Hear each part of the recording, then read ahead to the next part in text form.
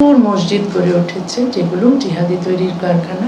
ইনি হচ্ছে তসলিমা নার্সিন, মানে একটা বাংলাদেশের মেয়ে। দেখো মাদ্রাসা নিয়ে যেটা বলে সেটা ভাই আমি সাইডে রাখি, কিন্তু মসজিদ নিয়ে যেটা বলেছে এটা একদম বেকার কথা। বলছে মসজিদ নাকি জিহাদি তৈরির কারখানা। আরে ভাই লোক সেখানে নামাজ পড়তে যায়, সেটা আবার কারখানা কবে হলো?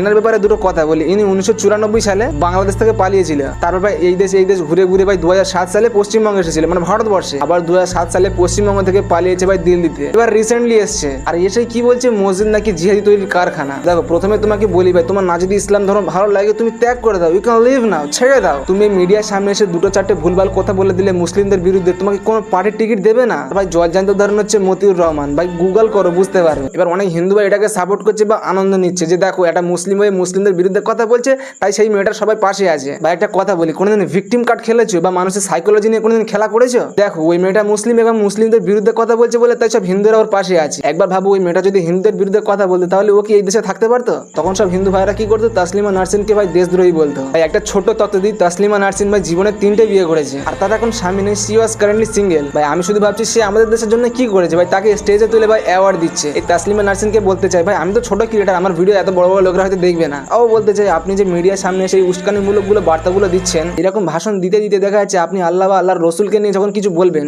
তখন এরা আপনার পাশে থাকবে তো? দেখুন আপনার একটা বিখ্যাত বই দেখলাম যে লজ্জা, ওইটা যদি আপনার ভিতরে একটুও থাকতো তাহলে এই মিডিয়ার সামনে এসে এরকম উস্কানিমূলক বার্তা দিতেন না। মসজিদ গড়ে উঠেছে যেগুলো জিহাদি তৈরির কারখানা।